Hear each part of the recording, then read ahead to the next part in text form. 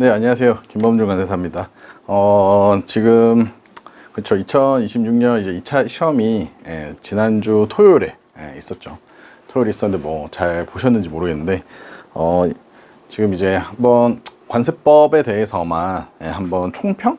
뭐 나름의 좀 평가라든지 뭐 좀 난이도가 어땠다. 그리고 뭐 이건 좀 어떻게 써야 됐다. 이런 것들을 한번 평가를 한번 해보려고 해요. 물론 그러게 시험 끝나고 나서 이거를 많이 들을지는 모르겠는데 그래도 이게 제가 이제 그렇죠. 여러분들의 이제 작년 기본부터 이제 모의고사까지 다 했으니까 이거 한 마무리한다는 차원에서 한번 볼게요. 아마 처음에 문제를 보셨을 때 살짝 당황은 할 수 있을 것 같아요. 살짝. 왜냐면 처음 일단 문제 1번을 보면 관세법상 세율 및 품목 분류 우리 세율 및 품목 분류는 좀 많이 했었죠. 많이 했었는데 처음에 봤더니 근데 물음일에 갑자기 사례처럼 나와요. 사례형처럼 나왔죠. 사례형처럼 처럼이 중요해. 그래서 뭐 수입자 A는 뭐 이렇게 해가지고 마치 이게 사례 문제인 것 마냥 나왔는데 막상 봤더니 신청이 반려되었다 해서 품목을 반려할 수 있는 사유를 모두 설명하시오 이렇게 돼 있었죠. 그렇죠. 그러니까 이게 결국 이거 사례 문제는 아니죠. 어떻게 보면 그 관세 평가처럼 막 엄청나게 뭐 이렇게 조건들이 있고 이런 것들은 아니죠. 그냥 결국 반려할 수 있는 사유를 모두 설명하시오. 이거에 대한 거죠. 이거는 이제 저희 모의고사 때 몇 번 했었죠. 이거 제가 제 기억만 해도 한 모의고사 때 한 두세 번 정도 냈던 것 같아요. 그래서 요것도 처음에는 뭐 그닥 어렵지 않게 그 시행령이랑 시행규칙 좀 잘 아시고 계시면 어렵지 않게 풀었을 것 같고 그 다음에 나중에 풀이는 뒤에 뭐 간단하게 한번 할게요. 그 다음에 조정관세와 할당관세 적용 세율을 각각 쓰고 그 다음에 조정관세와 할당관세 부과 대상에 해당하는 경우를 각각 쓰시오 라고 돼 있어요. 이게 드디어 좀 약간 뭐라 해야 되죠? 작년에 나왔던 작년에 무슨 몇 가지 5가지 쓰시오 4가지 쓰시오 항상 이랬죠. 근데 약간 그거를 약간 벗어난다고 하기보다는 이것도 보시면 이 조정관세랑 할당관세 중에서도 조정관세 보면 이렇게 하나로 붙어 있죠. 이 보시면 부과 대상이랑 조정관세 세율이랑 하나로 붙어 있는데 이거를 찢어서 쓰라고 되어 있죠. 찢어서 그런 경우에는 요 목차에 맞게 나눠서 쓰실 줄 아는 그런 것들이 좀 필요하다. 그래서 보면 작년보다는 솔직히 문제가 좀 괜찮았어요. 괜찮았다는 게 뭐 쉬웠다 어려웠다 이런 게 아니라 우리가 솔직히 공부하고 있는 방향 그런 거 조금 맞았다. 그런 느낌이 들긴 해요.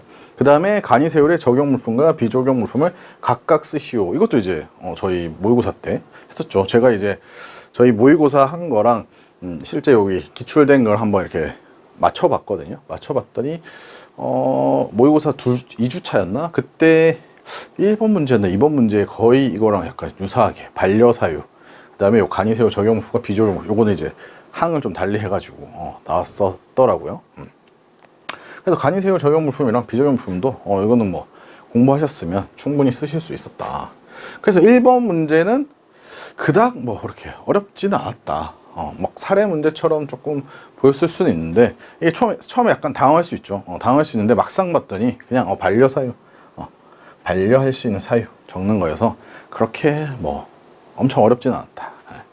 근데 이제 2번이 조금 문제다. 수출용 원재료에 대한 환특법이죠. 환특법과 관련된 다음 사례를 읽고 사례 문제. 사례 문제처럼 나왔어. 사례를 읽고 모르면 답하시오 라고 해가지고 뭐 중소기업 B는 뭐 원래 간이정액 환급을 받다가 그 품목 분류 사전 심사 신청했는데 뭐 안 돼서 뭐 안 됐다 뭐 그래서 개별로 해라 뭐 이런 거 있죠. 내국 신용장 거래 통해 가지고. 그래서 이거는 이것도 언뜻 사례 같긴 한데 그쵸. 사례 비슷하죠. 사례 비슷하긴 한데 그래도 이건 무릎 1에서 보면 위 사례에서 B사가 관세 환급 그리고 이 친절하게 개별 환급이라고까지 줬어요. 개별 환급이라고까지 신청하기 위해 취해야 할 조치들을 관세 환급 특례법령에 근거하여 설명하시오 라고 돼 있고 그다음에 또 뭐 하나 줬죠? 여기 내국 신용장 거래 내국 신용장 거래를 통해 구매하여 완제품을 생산하고 있다. 여기까지 힌트를 다 줬죠. 힌트를 다 줬어. 다 줘가지고. 근데 이게 보시면 배점이 15점이에요. 그리고 지금 환급특례법이 20점을 온전히 지금 배점을 한 게 잘 없어요. 원래 잘 없는데 이번에 의도가 보이죠. 여기서 조금 점수 차이를 주겠다. 왜냐면 물음 1만 보시면 지금 개별 환급 신청할 때 어떻게 할 것이냐, 그리고 내국 신용장만 거래를 했을 때. 근데 이거를 좀 이게 딱 보면 어느 한 조만 딱 써서는 안 되죠. 안 된다는 느낌이 오셨어야 돼요. 예. 어느 한 조만 가지고 이거 바르면 안 된다. 다른 법령이 약간 흩어져 있죠. 그것들을 하나하나씩. 이거 왜냐면 보시면 B사가 취해야 할 조치. B사가 취해야 할 조치이기 때문에 그러면 뭐 세관장이 어떻게 하든 뭐 관세청 이게 아니죠. B사 환급 신청자가 어떻게 하는지에 대해서 적어줬어야 됐다. 그리고 그 다음에 뭐 강의 정액 환급률표의 적용 대상자를 쓰시오. 이것도 이제 시행 규칙 내용인데 이것도 수업 시간 했죠. 이거는 제가 간이 정액 환급률표에 대해서는 이제 좀 다뤘었는데 적용 대상자까지는 이게 뭐 살짝 다루긴 했는데 직접적으로 낸 적은 없긴 하더라고요. 그래도 이건 아마 좀 아실 거예요. 8억이야. 요거는 5점이 배점돼 있어요. 그래서 여러분들 요거는 조금 당황스러울 수 있다. 요 문제는. 왜냐면 관세법에서 사례 문제가 거의 안 나왔었는데 사례 문제가 나왔다. 사례 문제. 그래서 근데 그 물음 1이 뭐 한 조만 딱 이렇게 쓰는 시험이 아니라 문제가 아니라 여러 조, 여러 환특법 형사에 흩어져 있는 것들을 조금 모아서 써줘야 됐다. 그래서 여기에서 아마 조금 점수 차가 좀 나지 않을까 싶어요. 그리고 관세법상 원산지 확인 등과 통관의 제한에 관한 내용이다. 다음으로 근데 거의 뭐 원산지 확인이죠. 원산지 확인. 그 다음에 통관 제한. 이렇게 보시면 뭐 1번 같은 경우에 실질적 변형 기준 관련해 가지고 이렇게 나왔는데 이것도 이제 시행 규칙 내용이죠. 시행 규칙. 규칙 내용인데 우리가 수업 시간에도 자주 하고 모의고사 때도 자주 했던 내용들이죠. 뭐 원산지 결정 기준, 결정 기준에 가는 거죠. 그게 가는 거여가지고 이것도 충분히 쓰실 수 있고 여기까지. 여기 나눠졌죠. 그다음 원산지로 인정하지 아니하는 작업 6가지. 요것도 이제 수업 시간 때도 많이 했고 모의고사 때도 다뤘어요. 수출입 금지 품목과 이를 위반한 자에 대한 처벌 내용이 쓰죠. 이것도 우리 수출입 금지 물품 있죠. 금지 물품 있고 항상 이제 수출입 금지 물품 얘기를 하면서 처벌에 대해서 7년 7년이야 7천만 원이야 요거에 대해서 얘기를 했었죠. 그래 요것도 그렇게 어렵진 않았어요. 그 다음에 원산지 허위 표시 물품 등의 통관 제한과 품질 등 허위 오인 표시 물품의 통관 제한에 대해 각각 설명. 원산지 증명서의 제출 등과 관련하여 대소변 정 원산지 증명서 제출 생략 대상 물품 5가지를 쓰시오. 이것도 어떻게 보면 쉽죠. 쉬운 거죠. 이 다 법이잖아. 법에 대해서 각각 설명하고. 근데 그 전에 2025년이랑 조금 달라지는 거예요. 2025년은 딱 몇 가지 딱 정해가지고 이거에 대해 쓰시오. 딱 쓰시오라고 딱 돼 있었죠. 근데 이번에는 약간 설명하고 라고 돼 있어요. 근데 뭐 설명하라고 해봤자 이거는 뭐 법령이 그렇게 길지가 않기 때문에 그렇게 뭐 어렵지는 않았다고 생각해요. 그리고 원산지 증명 제출 생략 대상 5가지. 이것도 뭐 이건 1차 때도 많이 했죠. 1차 때도 많이 해가지고 3번도 뭐 크게 뭐 무리 없이 잘 쓰시지 않았을까. 그 다음에 보세 운송. 보세 운송 같은 경우에도 약간 조금 그쵸, 약간 지엽적이라고 해야 되나? 그리고 요즘 보세 운송이 다시 좀 예전에 이제 제가 수업할 때는 이게 보세 운송이 조금 이제 사그라든다고 했는데 또 최근에 또 업계 얘기 들어보면 또 살아나고 있다고 하는데 아무튼 그래가지고 보세 운송에 관한 보세 운송에 관해서 쓰는 건데 신고인 누가 신고하는지 그 다음에 간이 보세 운송에서 최근에 고려 그 조치 3가지 조치와 그 조치를 위한 고려 사항을 각각 쓰고 보세 운송 기간 연장받고자 제출해야 할 신청서 기재 사항을 쓰시오. 이거 같은 경우에는 다 각 이 보세 운송이라는 보세 운송이라는 카테고리 안에 이렇게 다 퍼져 있는 법령들인 거죠. 그것들을 이제 조금 모아서 쓰는 거죠. 모아서 다 흩어져 있는 법령들을. 그래서 이것도 조금 잘 안 보셨으면 조금 어려웠을 수 있었다. 그 다음에 보세 운송 기간 경과 시 관세 징수에 대해 설명하고, 이것도 이제 보세 운송 관련해가지고 법령 중에 흩어져 있는 법령이죠. 그 다음에 조납 물품이 운송될 수 있는 장소를 6가지만 쓰고, 이건 이제 조납 물품에 어디 조에 한정해서 운영할 수 있다라고 해가지고 우리의 외국 물품이 움직일 수 있는 그 통로, 그런 거죠. 통로 우체국 뭐 이런 통관역 이런 것들. 그 약간 살짝 꼬은 느낌이죠. 살짝 꼬은. 그다음에 국제항 안에서 국제무역선을 이용한 부속력 특례 한정 물품들 제정을 정하는 물품을 해당 물품을 쓰시오라고 해가지고 요게 약간 조금 잘 안 보셨을 수도 있어요. 근데 답은 의외로 간단하죠. 답은 2가지밖에 안 돼가지고 답은 간단하죠.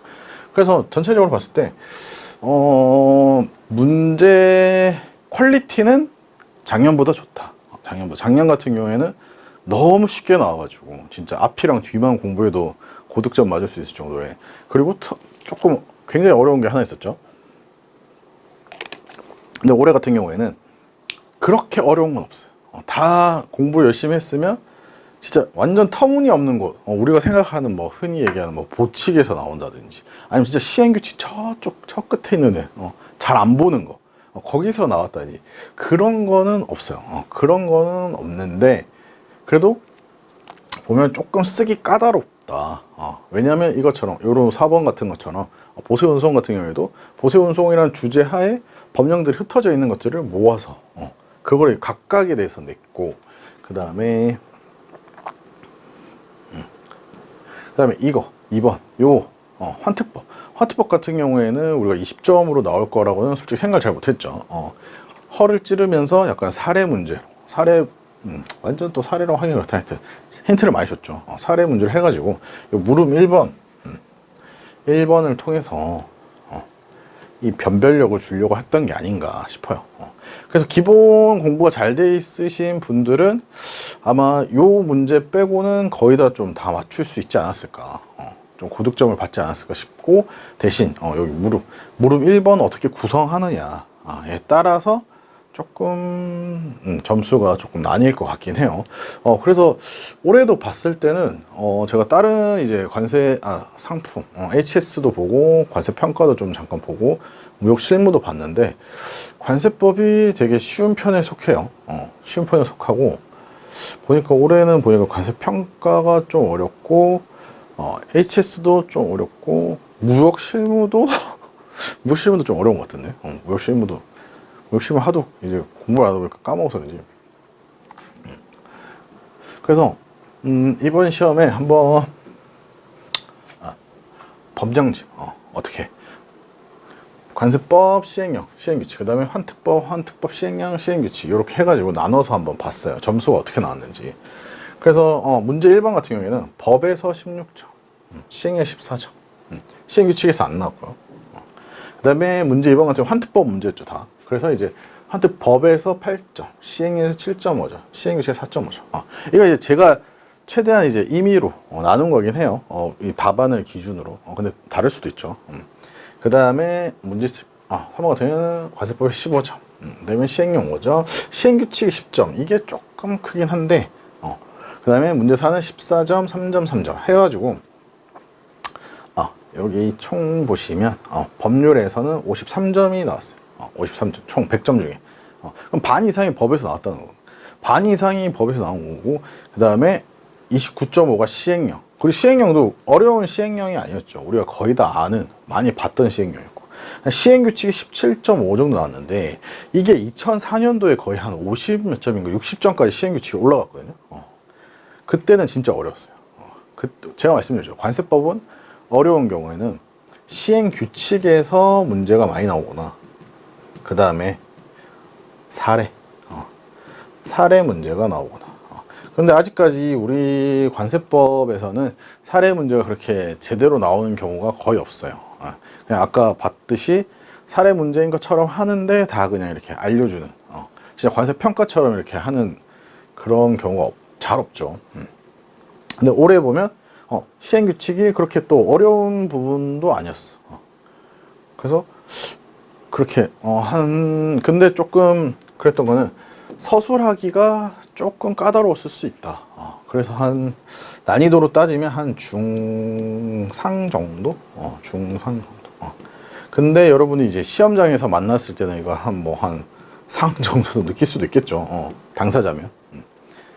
그래서 여러분들이 이 시험을 딱 보러 왔을 때 제가 누누이 말씀드렸지만 막히는 문제가 무조건 한 문제 있어요. 무조건 한 문제 이상. 그때 그걸 넘어가다 다시 돌아오느냐, 아니면 거기에 매달려가지고 시간을 허비하느냐, 이거의 차이인 거예요. 그래서 요거 대충 이제 뭐 여러분 시험 다 끝나긴 했는데 그 이제 가다반지 한번 볼게요. 모범 답안이라 했는데 가다반으로 바꿔요. 가다반이 왜 가다반이냐면 다른 거는 이제 거의 다 이제 모범 답안이에요. 다 내용에 맞게 딱 썼으니까. 근데 약간 환급 특례법에 관해서는 약간 저랑 의견을 조금 달리 하시는 분도 있을 것 같아서 일단 가담을 하는데, 맨 처음에 뭐 아까 1번 반려사유죠. 사전심사 반려사유. 반려사유 우리 배웠죠. 관청자는 다 어느 하나에 해당 경우 뭐 반려할 수 있다. 보정기관에 보정하지 않은 경우, 사전심사 재심사 신청을 보고 동일 물품을 이미 수출을 신고한 경우, 그 다음에 신청 반려를 요청, 그 다음에 불복 또는 소송이 진행 중인 경우, 그 다음에 기타 사전심사 또는 재심사가 곤란한 경우로서 세형적으로 정하는 경우, 요거죠. 요걸 다 적으면 만점이죠. 만점. 그리고 그 다음에 조정관세와 할당관세의 적용세율을 각각 쓰고, 그 다음에 조정관세, 할당관세 부과 대상에 해당하는 경우를 각각 쓰시오라고 했기 때문에, 근데 원래라면 세율이 있고 그 다음에 바로 대상이 붙어있죠. 붙어있는데 얘가 각각 쓰라고 했기 때문에 최대한 문제에서 요구하는 대로 써주는 게 좋아요. 물론 그쵸, 그냥 막 세율이랑 대상이랑 써도 점수는 나올 수 있지 않나 싶긴 한데, 어쨌든 우리 뭐 조정관세, 할당관세 많이 했지. 그래서 여기 보시면 서술한 방법이 이렇게 세율, 조정관세, 할당관세, 그 앞에 내용이죠. 세율을 해주고, 그 다음에 여기서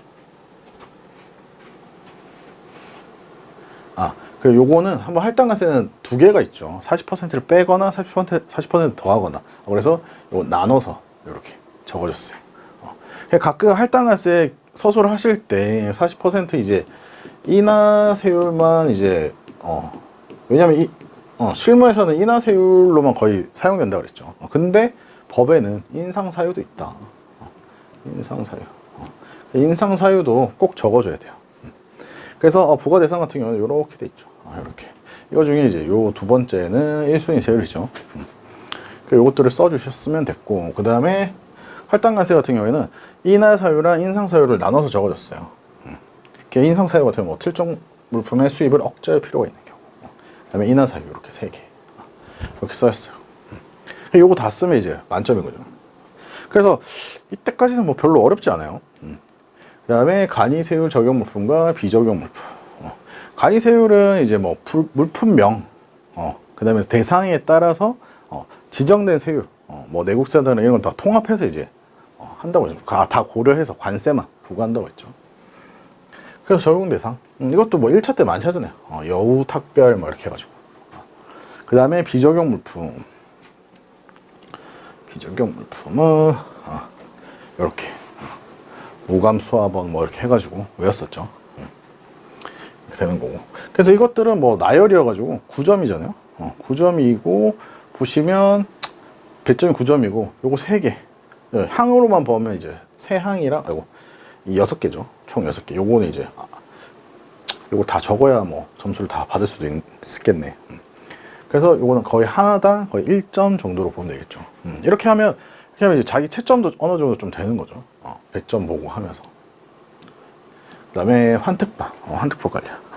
이게 1번이 그래서 조금 이제 이번에 좀 고득점으로 가는 그 길이 아닌가 싶긴 한데, 저 같은 경우에는 일단 환급금의 산출부터 했어요. 왜냐하면 이게 산출이 개별 환급, 개별 환급 관련 규정이거든요. 개별 환급 관련 규정을 좀 적어줬고, 그 다음에 소요량 계산서 관련. 왜냐면 개별 환급 할 때 제일 중요한 게 뭐예요? 소요량 계산서. 소요량 계산서고, 그 다음에 소요량의 사전심사. 소요량 사전심사. 요걸 제가 넣긴 했어요. 근데 요건 약간 의견이 다를 수도 있긴 한데, 어쨌든 요게 맞는지 환급 신청하기 전에 할 수 있는 조치잖아요. 그래서 소요량 사전심사에 관해서도 넣어줬어요. 근데 이게 우리가 시험 보고 나서 모범 답안이나 가답안이나 이렇게 뭐 학원에서 이렇게 나오지, 거기 관세, 어디야, 그 뭐야, 산업인력공단, 거기서 이렇게 나오는 게 아니죠. 그래서 이거는 뭐 정확한 답은 알 수가 없어요. 그 출제자만 알 수 있어. 출제자만. 그래가지고 요 사전 심사를 한번 넣어줬고, 그 다음에 우리 내국 신용장에 의한 거래라고 했잖아요. 그래서 이제 기납증이랑 분증 관련 규정 넣어줬고, 그 다음에 환급 신청 기한. 어쨌든 환급을 신청해야 돼요. 개별 환급이든 뭐든 간에 환급을 신청해야 되기 때문에 신청을 하는 걸로 했죠. 이것도 규정 넣어있어요. 그래서 보시면 관세 혜택을 환급할 주어가 세관장이 아니죠. 주어를 거의 다 이제 환급 받으려는 자, 이 위주로 해서 딸린 규정들을 넣어줬어요.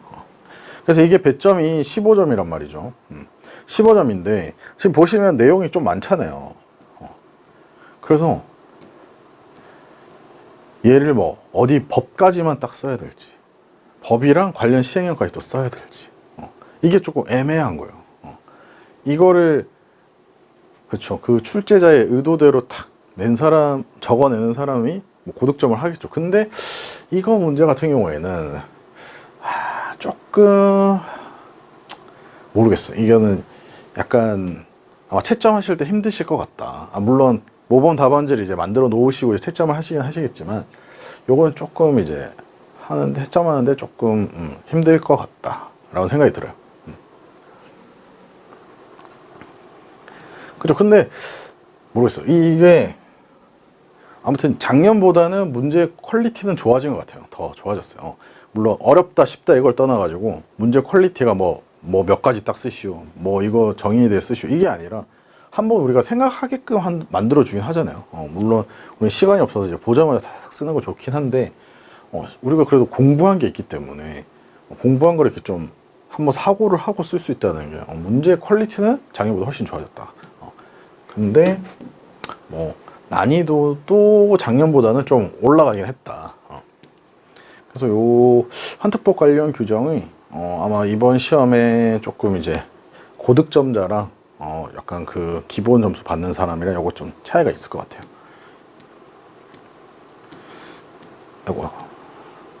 네. 그 다음에 정의 환급율표의 적용 대상자라고 해가지고 시행 규칙이죠. 시행 규칙. 그래서 적용 대상자 같은 경우에는 여기 밑에 요거죠.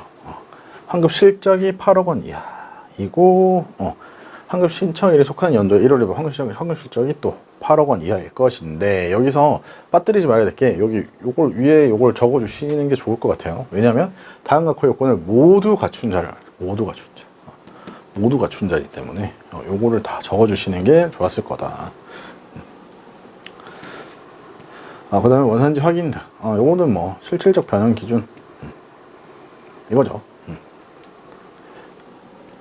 뭐 본질적 특성 부여 하게 한 경우, 그 다음에 안 되면 6단위 품목 단위 변화, 최종적으로 생산한 국가, 그 다음에 6단위 품목별 변경만 본질 특성 부여하기 충분히 곤란한 경우에는 주요 공정가치, 부가가치 등을 고려한 품목별로 원산지 기준을 따로 정할 수 있다라고 해서 요 세 개를 다 적어줘야 조금 만점에 가깝지 않을까 생각이 돼요. 그 다음에 불인정. 수행내 국가는 원산지를 인정하지 않는다. 뭐 보존을 위한 작업, 뭐 개선 작업, 개수 작업 이런 것들, 이런 것들은 그 나라에서 작업을 하더라도 원산지로 인정되지 않는다. 그다음에 수입 수출입 금지 품목, 이거는 이제 아시죠? 다 97조 해가지고 이제 또 7년 7천만 원의 벌금. 그다음에 원산지 호의 표시 등 요것도 이거는 이제 다 법 규정, 법 규정, 다 대부분 법 규정이죠. 그래서 요것들은 또 요게 이제 요것만 이제 시행령 규정. 원시 증명서 제출 생략. 그래서 약간 보면 약간 조금 그렇죠. 원산지랑 통관 제한 요거를 좀 하려고 했는데 통관 제한 하다가 갑자기 또 원산지 증명 제출 생략이 나왔어. 이게 조금 그렇죠. 뭐가 좀 테마가 좀 안 맞는 느낌이긴 한데 그래도 뭐 이렇게 뭐 냈으니까 써야죠. 그다음에 보세운송. 보세운송에 관한 신고인은 뭐 화주, 관세사 등 보세운송을 업으로 하는 자라고 돼 있고, 그다음에 간이 보세운송 조치는 뭐 이렇게 돼 있고, 연장 신청서 기재사항. 이것도 시행령이죠, 시행령. 요거는 아마 조금 놓쳤을 수도 있을 것 같아요. 아무래도 신청 기재사항 같은 게 많기 때문에. 근데 한번 제가 말씀드렸죠. 뭐 이런 거 할 때는 무조건 일단 사유서 거의 다 내거든요. 사유서 낸다고 치고, 특히 연장 신청이잖아요. 한번 했던 걸 연장하기 때문에 사유서, 그다음에 품명 교육 수량 요것들은 꼭 들어간다. 요것들을 그러니까 여러분들 이런 걸 문제에서 딱 만났을 때도 그런 것들 한번 생각해보면 내가 진짜 신청한다고 생각했을 때 뭐가 필요할까? 그럼 이런 기본적인 사항들이 일단 들어가야겠지라고 일단 쓰는 거야. 물론 이거 그대로 못 쓸 수도 있어요. 그대로 못 쓸 수도 있어. 못 쓰더라도 한 자라도 더 쓰는, 한 줄이라도 더 써요. 그래야 0.5점, 1점이라도 받아서 합격할 수 있는 거예요. 그 다음에 보세운송, 기간경관 시 관세 징수. 그 다음에 장소. 그 다음에 국제무역사 이용한 보세운 특례. 기간경관 시 징수. 이거는 이제 보세운송을 신고하거나 승인받은 성질과 수량에 따라 보세운송을 신고하거나 승인받은 자로부터 즉시 관세를 요거 같은 경우에는 제가 이제 넣었어요. 16조랑 19조에 따와가지고 이렇게 써주면 뭐 더 좋죠. 물론 이 기관 경과시 관련 법령에서 요 표현은 없긴 해요. 그 다음에 뭐 망실되거나 뭐 그런 거 폐기한 때는 그러지 않는다. 그 다음에 재해나 그밖에 부득이한 사유로 선박 또는 항공에서 내려진 외국 물품은 그 물품이 있는 장소로부터 다음 각호의 장소로 운송될 수 있다. 이렇게 해가지고 요 7가지, 7가지죠. 7가지 같은 경우에는 원래는 이제 그 외국 물품 운송 왔다 갔다 할 수 있는 그거죠. 그다음에 환경 물품, 환적 컨테이너, 외국 물품을 쓰는 회사장이 정하는 고시하는 물품, 이렇게까지예요. 그래서 보시면 뭐 크게 엄청 어려운 곳에서 나온 거는 잘 없죠. 요거 정도, 환적 물품 정도나 그다음에 뭐 기재사항, 연장 신청서 기재사항 정도. 이것도 이제 원래 법이기 때문에. 그래서 법에서 좀 많이, 법이랑 시행령에서 많이 나왔는데, 시행령 같은 경우에도 뭐 원산지 증명 제출 생략, 이 시행령 같은 경우 우리 잘 알고 있는 시행령이잖아요. 그래서 이번 시험에서는 그렇게 어렵지는 않았으나 작년보다는 훨씬 좀 문제 퀄리티가 좀 더 좋아졌다. 무조건 뭐 몇 가지 쓰시오, 자기 채점하기 편하게 그렇게 한 건 아니고 조금 공부한 사람들을 위해서 진짜 한번 써봐라, 기 좀 살려주려고 한 것 같은데, 이 문제 2번 문제 2번의 1번이 조금 이제 모르겠어요. 당락을 결정하는 거, 그럴 수도 있을래나 이거는. 이 같은 경우는 조금 우리가 알고 있는 건데 어떻게 조합해서 쓰냐, 이거의 문제인 거죠. 이거를 한 조만 가지고 쓰면 조금 점수를 많이 받기 힘들어요. 이것 저것 다 섞어가지고 조금 쓰셨어야 돼요. 그리고 사례 문제고, 나름 사례 문제요. 사례 문제라서 그래도 이런 문제는 좀 괜찮지 않나. 이게 진짜 어떻게 보면 시험이죠. 우리가 이제 문제를 보고 그거에 대해서 이제 답변을 쓰는데 한번 생각해서 조합해서 이제, 근데 조합을 하더라도 자기의 의견이 들어가면 안 돼요. 법령 문구 그대로 여기서 갖다 쓰고 저기서 갖다 쓰고 이렇게 할 수 있는. 그래서 물론 이제 작년보다는 조금 어렵고, 근데 막 어려운 정도는 아니었다. 그래서 제가 봤을 때도 제가 봤을 때는 이 올해도 관세법은 그렇게 막 꽈락이 많이 나올 것 같지는 않다. 꽈락이 많이 나올 것 같지는 않고 뭐 다른 과목들이 열심히 해주니까 꽈락이 많이 나올 것 같지는 않고 그래서 근데 요거 좀 2번 문제가 조금 그렇죠. 근데 약간 2번을 잘 쓰면 약간 고득점으로 가는 고득점으로 가서 좀 평균 점수를 올릴 수 있는 그런 문제가 될 것 같아요. 그래서 여러분들 뭐 시험 보시느라 고생하셨고 그래도 작년보다는 조금 그래도 우리가 공부할 맛이 나게 하는 작년에 너무 좀 쉬웠잖아요. 너무 뭐 수입 정의 물어보고 뭐 소비 사용 아닌 거 물어보고 그 1차 때 다 하는 거죠.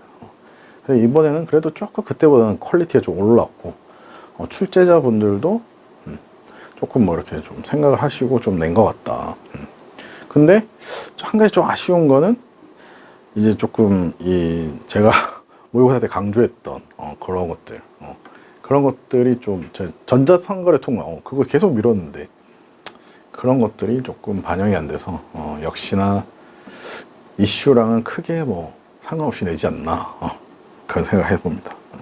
아무튼 2차 총평은 여기까지 하고요. 그동안 고생 많이 하셨습니다. 푹 쉬시고 10월 14일까지 푹 쉬시고 뭐 하고 싶은 거 여행 못 가신 거 뭐 여행 갔다 오시고 아니면 쉬시고 싶으시면 쉬시고 좀 머리를 좀 비우는 시간을 좀 가졌으면 좋겠습니다. 네, 고생하셨습니다. 감사합니다.